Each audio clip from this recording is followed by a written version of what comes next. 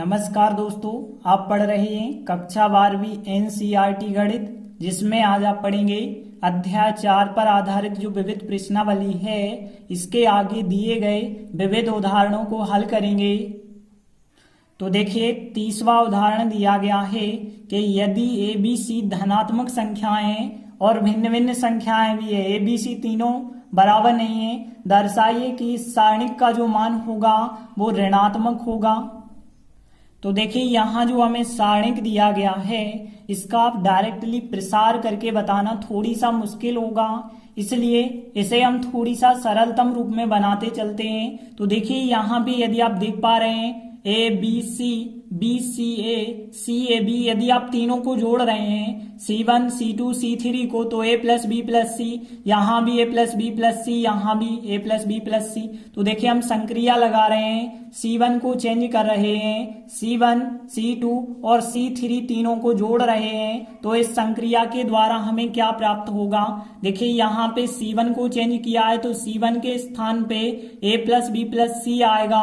यहाँ भी यदि b प्लस सी प्लस ए आता है, लेकिन हम क्रम से लिखेंगे तो a प्लस बी प्लस सी, यहाँ भी c प्लस ए प्लस बी आएगा, लेकिन आप क्रम से लिखेंगे तो a प्लस बी प्लस सी आएगा। बाकी हमने C2 को कुछ भी नहीं किया है तो C2 के तो वही अवयव रहेंगे, C3 को भी हमने कुछ भी नहीं किया है तो C3 के भी वही अवयव रहेंगे। इसके बाद आप देखेंगे कि C1 से a plus B plus C common आ जाएगा, तो फिर यहाँ पे क्या बचा होगा, C1 के स्थान पे एक बचा होगा, एक बचा होगा, यहाँ एक एक एक आ जाएगा क्योंकि a प्लस बी प्लस सी हमने कॉमन रख दिया है। अब हम यहाँ पे जीरो आसानी से बना सकते हैं, एक में से एक को घटाएं जीरो बन जाएगा, इस एक में से एक को घटाएं जीरो बन जाएगा। मतलब हम कह सकते हैं R1 में से R2 घटा लें और R2 में से R3 को घटा लें। तो देखिए हम संक्रिया लगा रहे हैं, R1 को चेंज करेंगे R1 माइनस R2 और R2 को चेंज करेंगे तो R2 माइनस R3 से। तो देखिए इन संक्रियाओं से हमें क्या प्राप्त होगा, a प्लस बी प्लस सी तो आपको लिखना ही होगा। देखिए यहाँ पे R1 को चेंज करना है, R2 को करना, R3 को नहीं करना। एक में से एक को घटाएंगे जीरो, b में से c को घटाएंगे b माइनस सी में से a को घटाएंगे c माइनस ए आएगा, एक में से एक को घटाएंगे जीरो आएगा, c में से a को घटाएंगे c माइनस ए आएगा, a में से b को घटाएंगे a माइनस बी आएगा। लेकिन R3 को नहीं बदला है तो R3 के हम वैसे ही अवयव लिखेंगे। इसके बाद आप देख सकते हैं दो जीरो बन चुके हैं, आराम से अब आप प्रसार कर सकते हैं। तो अब हम जो है C1 के सापेक्ष प्रसार करेंगे। तो देखिए C1 के सापेक्ष प्रसार करने पर क्या आएगा, देखिए आगे जो a प्लस बी प्लस सी है वो तो लिखते ही चल रहा है। देखिए हमें इस जीरो के सापेक्ष एक के सापेक्ष करना है। हमें पता है यहाँ का अवयव प्लस का माइनस का प्लस का होता है, जीरो के सापेक्ष करेंगे पूरा आंसर जीरो, इस जीरो के सापेक्ष करेंगे तो भी पूरा आंसर जीरो। फिर इस एक के सापेक्ष यदि हम प्रसार करेंगे तो देखिए यहाँ पे यह संख्या b माइनस सी, सी माइनस ए, सी माइनस ए माइनस बी आएगी। इन दोनों का गुणा माइनस चिन्ह लगा के इन दोनों का गुणा करना है। तो देखिए इन दोनों का गुणा यदि आप करेंगे, b का गुणा a से होगा, a भी होगा, b और माइनस b का गुणा करेंगे तो b वर्ग आएगा, माइनस c और a का करेंगे तो माइनस का ca हो जाएगा, फिर c और b का करेंगे तो प्लस का bc हो जाएगा। फिर माइनस चिन्ह लगा के इन दोनों का गुणा करना है, c और c का करेंगे c वर्ग माइनस का हो जाएगा, और c और a का गुणा करेंगे तो यहाँ ca होगा, जो माइनस का हो रहा है वो प्लस का ca आपको लिखना होगा, क्योंकि एक माइनस आप लगा रहे हो। माइनस a का c से करेंगे तो माइनस का जो ca हो रहा है एक माइनस और लगाएंगे तो प्लस का ca हो जाएगा। फिर देखिए a और a का करेंगे तो जो प्लस का a वर्ग हो रहा है वो माइनस का हो जाएगा, क्योंकि एक माइनस आपको आगे लगाना था। इसके बाद यदि आप आगे करेंगे तो a प्लस बी प्लस सी हमने लिखा। देखिए यहाँ पे जीरो जीरो लिखने की आवश्यकता नहीं है, एक इंटू कुछ भी करेंगे बिल्कुल वही संख्या आएगी। देखिए यहाँ माइनस का a वर्ग आ रहा है, माइनस का b वर्ग आ रहा है, माइनस का c वर्ग आ रहा है, फिर प्लस के ab आ रहे हैं, देखिए प्लस के bc आ रहे हैं, और यहाँ पे ca से एक ca कट जाएगा लेकिन एक ca तो बचा होगा। तो इस प्रकार से हमने लिखा। अब यहाँ पे यदि आप देखें a वर्ग b वर्ग है और यहाँ पे ab है, तो देखिए यदि 2ab होता, a वर्ग b वर्ग 2ab, तो सर्व समीका बन जाती यहाँ पे। तो देखिए हम क्या करेंगे, यहाँ पे 2ab के लिए 2 से हम इसमें गुणा कर लेंगे और यहाँ जो माइनस का ए वर्ग है माइनस का बी वर्ग है इसे प्लस का बनाने के लिए हम -1/2 का गुणा कर रहे हैं। तो देखिए यहाँ a प्लस बी प्लस सी तो वैसे ही रहेगा, यहाँ पे देखिए माइनस चिन्ह का गुणा कर रहे हैं तो सबके चिन्ह बदल जाएंगे। और 2 से देखिए जब हमने यहाँ पे भाग दिया है तो 2 से यहाँ में गुणा भी करना होगा, तो 2a वर्ग हो जाएगा, 2b वर्ग हो जाएगा, 2c वर्ग हो जाएगा। और यहाँ 2 से ही गुणा कर रहे हैं तो 2ab और माइनस चिन्ह से भी गुणा हो रहा तो माइनस के 2ab माइनस के 2bc और माइनस के 2ca, तो इस प्रकार से आएंगे। तो ध्यान देना माइनस चिन्ह से गुणा किया है और यहाँ 2 से भी गुणा किया, जब 2 से गुणा किया तो 2 से हमें भाग भी करना पड़ा, माइनस चिन्ह से गुणा किया तो -1 आगे यहाँ भी लगाना पड़ा। देखिए और आगे यदि आप करेंगे तो माइनस का 1/2 a प्लस बी प्लस सी हमने यहाँ पे लिखा। आगे देखिए यहाँ 2a वर्ग है, एक a वर्ग लिखिए आप, प्लस का एक बी वर्ग लिखिए और यहाँ पे 2ab चल रहा है तो 2ab साथ में लिखिए। फिर देखिए यहाँ 2bc है तो हमने b वर्ग लिखा प्लस c वर्ग लिखा और फिर माइनस के 2bc लिखे। यहाँ 2ca है तो देखिए हमने यहाँ c वर्ग लिखा प्लस a वर्ग लिखा और माइनस के 2ca लिखे। तो देखिए यहाँ पे 2a वर्ग जे लिख गया, a वर्ग जे लिख गया, 2b वर्ग है तो b वर्ग जे लिख गया, b वर्ग a भी लिख गया, 2c वर्ग है c वर्ग लिख गया, c वर्ग लिख गया, तो कोई प्रॉब्लम भी नहीं हुई फिर। और आगे यदि आप देखेंगे -1/2 a प्लस बी प्लस सी, अब यहाँ पे देखिए a वर्ग प्लस बी वर्ग -2ab सर्व समीका बन गई a माइनस बी के होल स्क्वायर की, तो यहाँ सर्व समीका बन गई। यहाँ b प्लस सी वर्ग है और -2bc है तो यहाँ भी सर्व समीका b माइनस सी के होल स्क्वायर की। और यहाँ भी देखें तो c वर्ग प्लस a वर्ग -2ca है तो यहाँ c माइनस a के होल स्क्वायर की सर्व समीका बन चुकी है।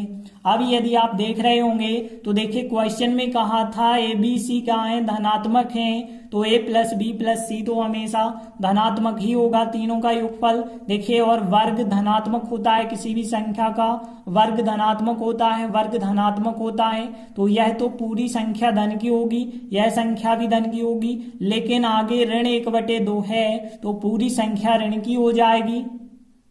तो देखिए हम कहेंगे कि चूंकि हमें a प्लस बी प्लस सी पता है कि ये संख्या धन की है मतलब 0 से बड़ी है, तथा यदि हम देखें a माइनस बी का जो होल स्क्वायर है प्लस b माइनस सी का होल स्क्वायर है प्लस c माइनस a का होल स्क्वायर, और होल स्क्वायर हमेशा धनात्मक होते हैं तो यह भी 0 से बड़े रहेंगे। तो देखिए यह भी 0 से बड़ा, यह भी 0 से बड़ा, मतलब ये पूरी की पूरी धनात्मक संख्या इंटू ऋणात्मक करें, यदि धन का इंटू ऋण का करें तो आंसर ऋणात्मक आएगा। तो हम कह सकते हैं कि आता है जो सारणिक का मान होगा वो क्या हो जाएगा, एक ऋणात्मक संख्या होगा। तो देखिए यही हमें सिद्ध करना था कि सारणिक का मान ऋणात्मक होता है। तो इस प्रकार से उदाहरण 30 कंप्लीट हुआ। इसके बाद उदाहरण 31 की बात करें, यदि ABC समांतर श्रेणी में हो तो निम्नलिखित सारणिक का मान हमें ज्ञात करना है। सारणिक का मान क्या होगा यदि ABC समांतर श्रेणी में है। तो देखिए हमें जो सारणिक दिया गया है, इस सारणिक में जो संख्याएं ABC प्रयोग की गई हैं वो क्या हैं, समांतर श्रेणी में हैं। और देखिए हमने आपको बताया था यदि 3 संख्याएं समांतर श्रेणी में हैं तो नियम कौन सा होता है, दूसरा पद माइनस पहला पद बराबर होना चाहिए तीसरा पद माइनस दूसरा पद के। तो देखिए यदि आप मान रखते हैं तो देखिए यहाँ पे b माइनस ए, क्योंकि पहला दूसरा तीसरा तो b माइनस ए बराबर होगा c माइनस बी के। और आगे यदि आप कर दें तो देखिए b एक तरफ करें तो 2b बराबर हो जाएगा a प्लस सी के। तो हम कह सकते हैं यदि ABC समांतर श्रेणी में है तो अतः हम कह सकते हैं कि 2b का मान a प्लस सी के बराबर होगा। तो देखिए अब हम ऐसी संक्रिया लगाएंगे जिसमें a और c जुड़ जाएं। तो देखिए a और c को जोड़ना है तो R1 और R3 को हमें जोड़ना होगा। तो देखिए हम संक्रिया कौन सी लगाएंगे, R1 को चेंज करेंगे और R1 और R3 को जोड़ेंगे। तो देखिए यदि आप इन दोनों को जोड़ते हो R1 और R3 को तो यहाँ पे 2y और 4y जोड़ेंगे तो यहाँ पे 6y हो जाएगा, और 4 और 6 जोड़ेंगे 10 हो जाएगा। इन दोनों को जोड़ेंगे तो यहाँ पे 7 5 12y हो जाएगा, 9 7 16 हो जाएगा। इन दोनों को जोड़ेंगे तो 8 10 18y हो जाएगा, और यहाँ पे a और c को जोड़ेंगे तो a प्लस सी हो जाएगा। बाकी R2 और R3 को तो हमने चेंज ही नहीं किया, तो उन्हें वैसा ही लिखिए। इसके बाद देखिए यहाँ पे a प्लस सी का मान आप क्या रख सकते हैं, 2 भी रख सकते हैं, तो a प्लस सी का मान 2 भी रख देंगे। तो देखिए हमने a प्लस सी के स्थान पे क्या रख दिया है, 2 भी रख दिया है। इसके बाद यदि आप देख पा रहे हैं R1 को, तो देखिए यहाँ पे 2 कॉमन आ रहे हैं R1 में, तो यदि आप R1 से 2 कॉमन ले लेते हैं तो देखिए यहाँ पे 6y में से 2 कॉमन लेंगे 3y, यहाँ 10 में से 2 कॉमन लिए 5, 12y में से 2 कॉमन लिए 6y, 16 में से 2 कॉमन लिए 8, 18y में से कॉमन लिए तो यहाँ 9y और 2b में से 2 कॉमन लिए तो b बचे होंगे। बाकी R2 और R3 को वैसा ही लिखिए। इसके बाद आप देख पा रहे होंगे कि R1 और R2 बिल्कुल समान आ चुकी हैं। और यदि आपको पता होगा सारणिक की 2 पंक्तियां या 2 स्तंभ समान होते हैं तो उस सारणिक का मान 0 होता है, तो इस सारणिक का मान क्या हो जाएगा, 0 हो जाएगा। कारण लिख देना आप, चूंकि R1 और R2 कैसी हैं, बिल्कुल समान है, तो R1 R2 समान है।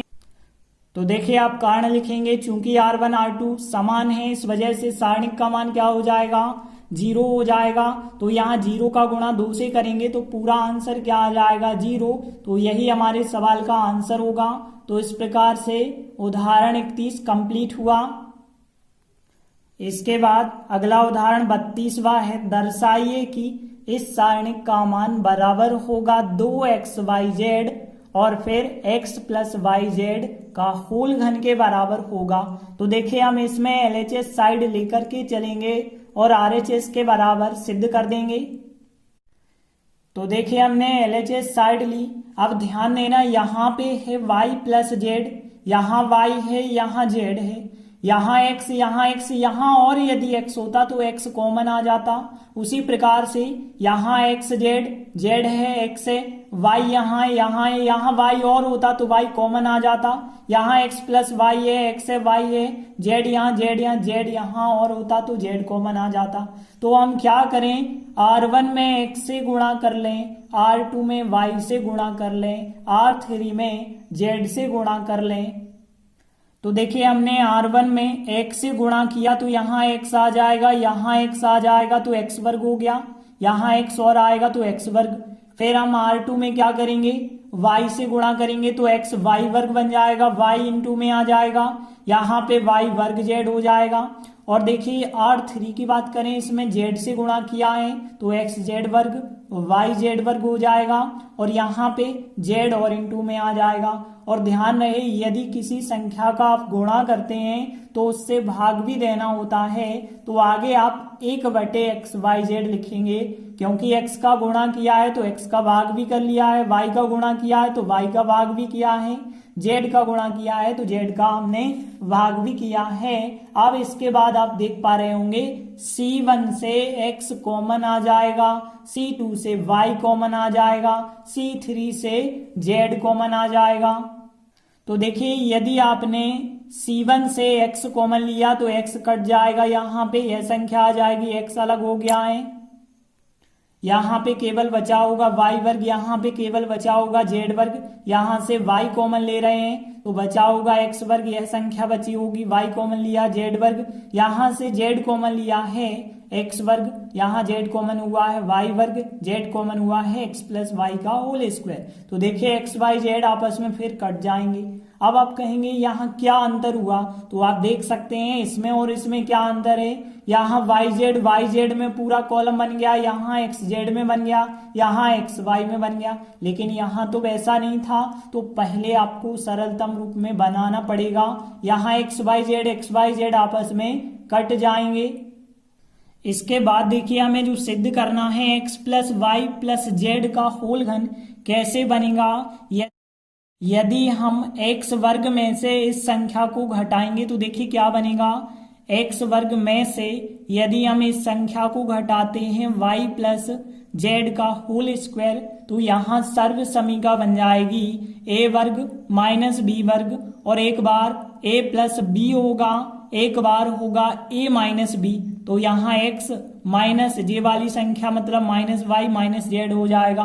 तो देखिए हम क्या करेंगे, x plus Y plus Z बनाने के लिए x वर्ग में से इस संख्या को घटाएंगे, मतलब C2 में से C1 को घटाएंगे, और यहां भी तो कर सकते हैं C3 में से C1 को घटाएंगे। तो देखिए हम संक्रिया लगाएंगे, C2 चेंज करेंगे C2 में से C1 और C3 को चेंज करेंगे C3 में से भी C1। तो देखिए यहाँ पे क्या प्राप्त होगा, x y z तो आपस में कट चुके हैं। देखिए हमने C2 और C3 को बदला है, C1 को तो नहीं बदला है। तो देखिए C1 तो वैसे ही आपको लिखना होगा, C2 को कैसे बदला है, C2 माइनस C1 इस संख्या में से इस संख्या को घटाएंगे। तो देखिए हमने लिखा x वर्ग में से y प्लस जेड का होल वर्ग घटाना है, इसमें से इस संख्या को घटाना है, और इस z वर्ग में से z वर्ग को घटाएंगे तो 0 आ जाएगा।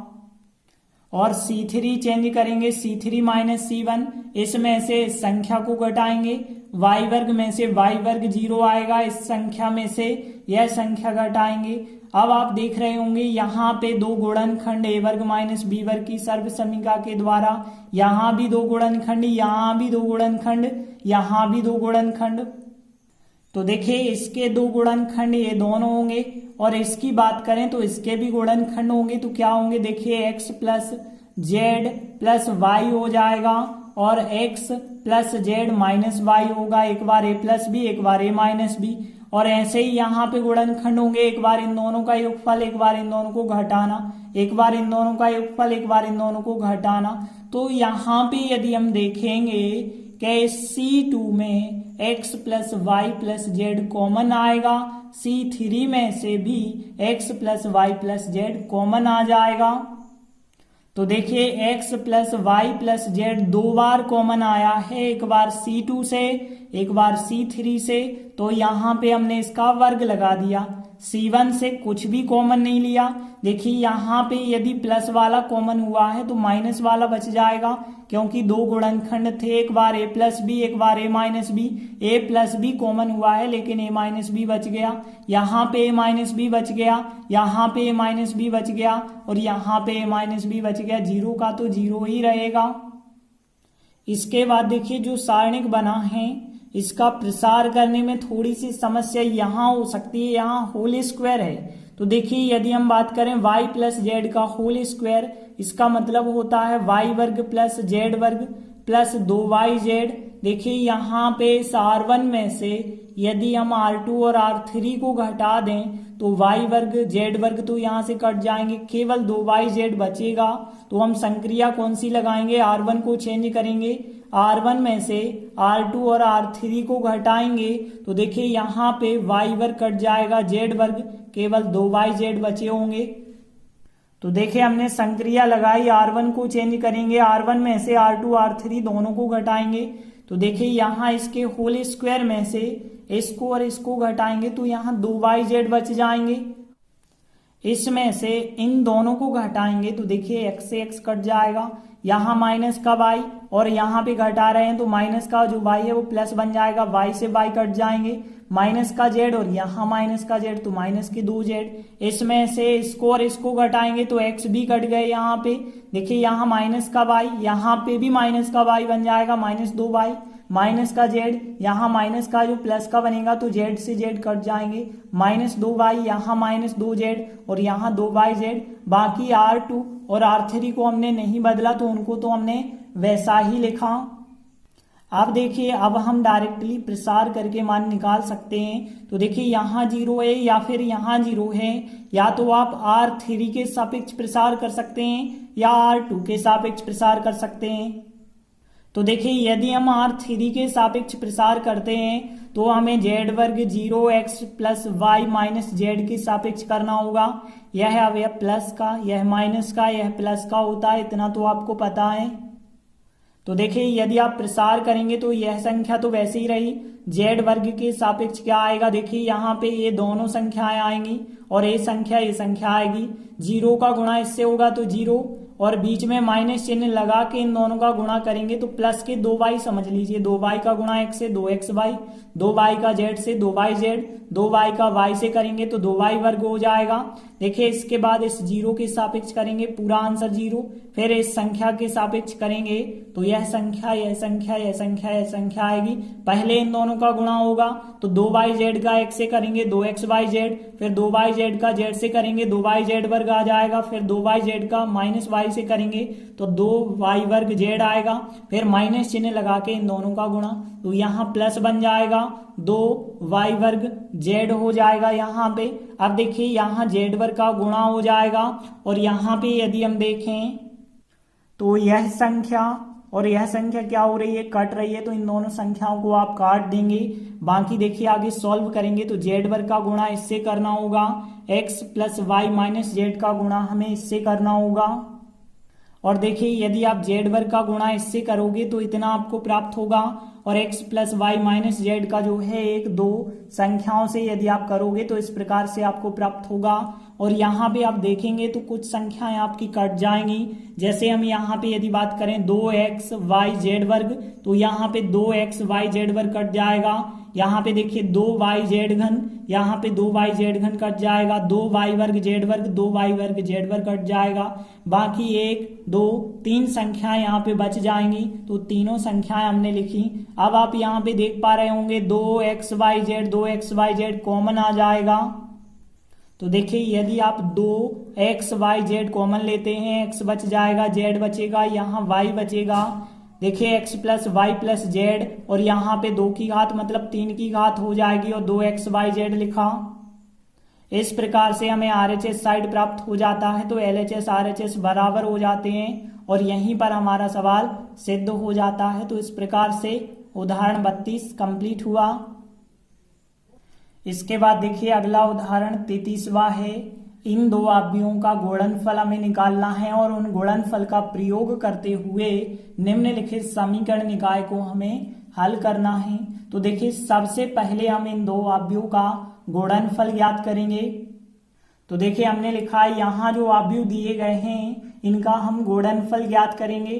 तो गुणा तो आप लोगों से बन जाता होगा कि दो आव्यूह का कैसे करते हैं, पहली पंक्ति का पहले स्तंभ से, फिर दूसरे स्तंभ से, फिर तीसरे स्तंभ से, फिर दूसरी पंक्ति का पहले दूसरे तीसरे स्तंभ से, फिर तीसरी पंक्ति का तीनों स्तंभों से करेंगे।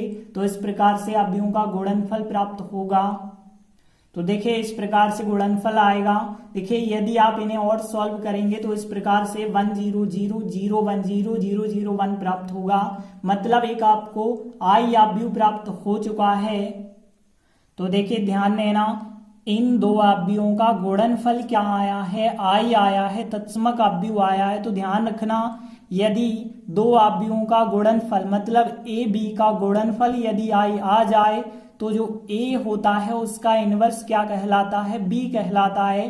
क्योंकि हमने पढ़ा हुआ है ए और ए इनवर्स का गुणनफल क्या होता है, आई होता है। इसे हम ऐसे भी बता सकते हैं ए इनवर्स और ए का गुणनफल क्या होता है, आई होता है। मतलब यदि दो आव्यूहों का गुणनफल आई है तो एक आव्यूह दूसरे आव्यूह का इनवर्स है। तो देखिए हम कह सकते हैं इस आव्यूह का इनवर्स जो होगा यह आव्यूह होगा। तो हमने लिखा अतः इस आव्यूह का जो इनवर्स होगा यह आव्यूह होगा।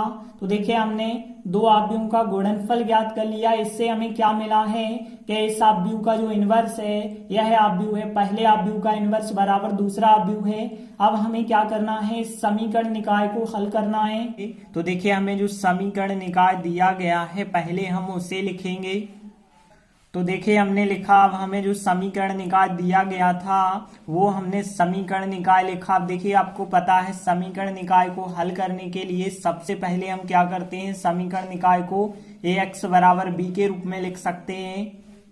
तो देखिए हमने कहा इस समीकरण निकाय को ax बराबर b के रूप में लिखा जा सकता है, जहां पे a आव्यूह बनेगा, x आव्यूह बनेगा, b आव्यूह बनेगा। यदि हम बात करें a आव्यूह की तो गुणांकों से जो x y z के गुणांक होते हैं इनसे बनता है, और x आव्यूह x y z में सवाल है तो उनसे बनेगा एक स्तंभ के रूप में, और जो बराबर वाली संख्याएं होती हैं उनसे b आव्यूह बनता है एक स्तंभ के रूप में।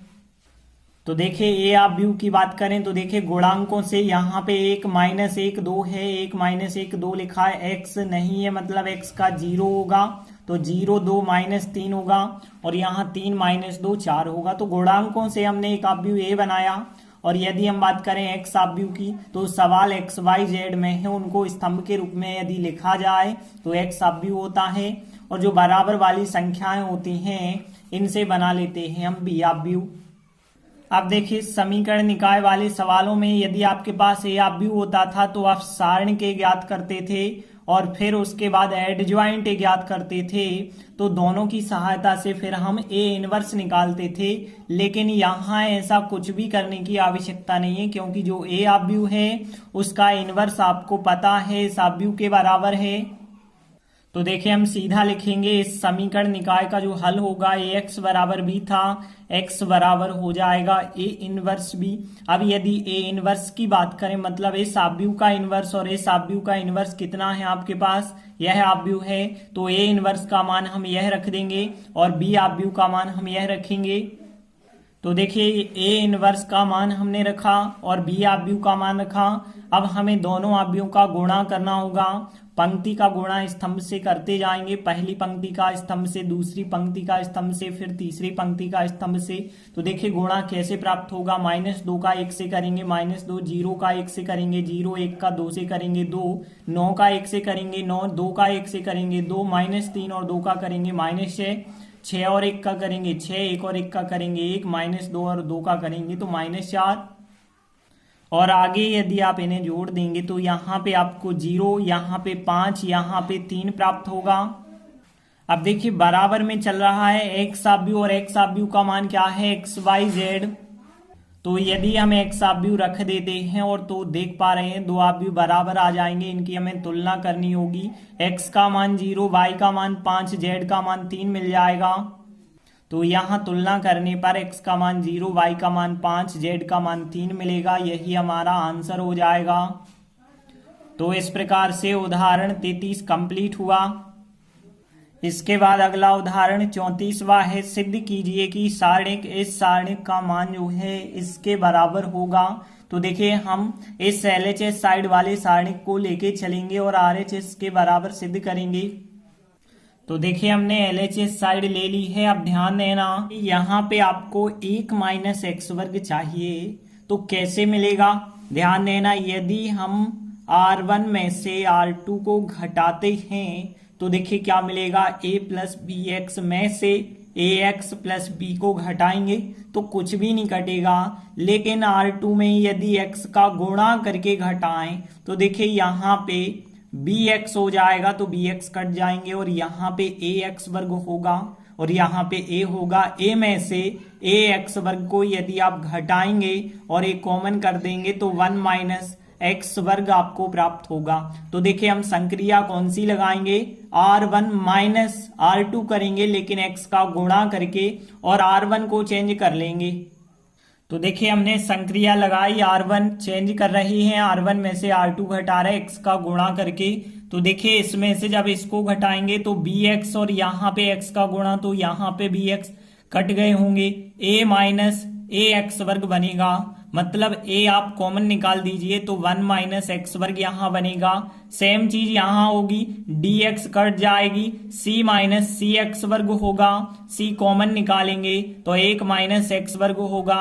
यहाँ पे भी qx और यहाँ पे x का गुणा हो रहा तो qx कट जाएंगे, p - px वर्ग होगा, p आप कॉमन निकालेंगे तो यहाँ 1 - x वर्ग होगा। बाकी R2 और R3 को तो हमने बदला नहीं है, उन्हें वैसा ही लिखें।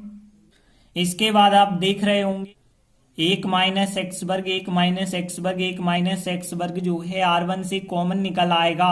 तो देखिए 1 - x वर्ग को यदि आप कॉमन निकाल देते हैं तो यहाँ पे बचा होगा a, यहाँ पे बचा होगा c, यहाँ पे बचा होगा p, और यहाँ पे जो भी है ax + b हमने लिखा, और यहाँ पे R2 जो भी था cx + d, px + q, और यहाँ पे u v और W था तो इसे हमने वैसा ही लिखा। अब देखिए यहाँ पे यदि हम R2 को देख रहे हो तो देखिए R2 थोड़ी सा कठिन लग रहा है, इसे बदलना होगा। तो R2 में से हम R1 घटाते हैं तो ax + b में से a घटाएंगे तो कुछ अंतर नहीं आएगा। लेकिन x का गुणा करके यदि घटाएंगे, मतलब ax + b है, इसमें a को घटाएं और x का गुणा करके तो ax कट जाएंगे। यहाँ पे x का गुणा किया जाएगा, फिर घटाएंगे तो देखिए cx कट जाएंगे, यहाँ px कट जाएंगे। तो देखिए यहाँ संक्रिया लगा रहे हैं, R2 को चेंज करेंगे, R2 में से R1 तो घटाएंगे लेकिन x का गुणा करके। तो देखिए यदि यहाँ x का गुणा करेंगे ax होगा, फिर घटाएंगे तो यहाँ पे ax कट जाएंगे, क्या बचा होगा, b बचा होगा। लेकिन R2 को चेंज कर रहे हैं तो R1 के तो वैसे ही अवयव रहेंगे, अब R2 को चेंज कर रहे हैं तो देखिए इसमें से इसको घटाएंगे, x कट जाएगा क्योंकि x का गुणा करके घटाया है, b बचा होगा। यहाँ पे x का गुणा करके घटाएंगे तो cx कट जाएंगे, केवल बचा होगा d। यहाँ px कट जाएंगे, केवल बचा होगा q। और यहाँ के R3 के u v w को आप वैसे ही लिखेंगे। इसके बाद यदि आप देख पा रहे होंगे तो यही हमें सिद्ध करना था, हमारा RHS के बराबर आ चुका है। तो देखिए हम यहाँ पे RHS लिख सकते हैं। तो इस प्रकार से हमने LHS साइड ली है और हमें RHS के बराबर प्राप्त हो गया है, मतलब हमारा सवाल यहीं पर सिद्ध हो जाता है। तो इस प्रकार से हमारे सभी उदाहरण कंप्लीट हुए। धन्यवाद।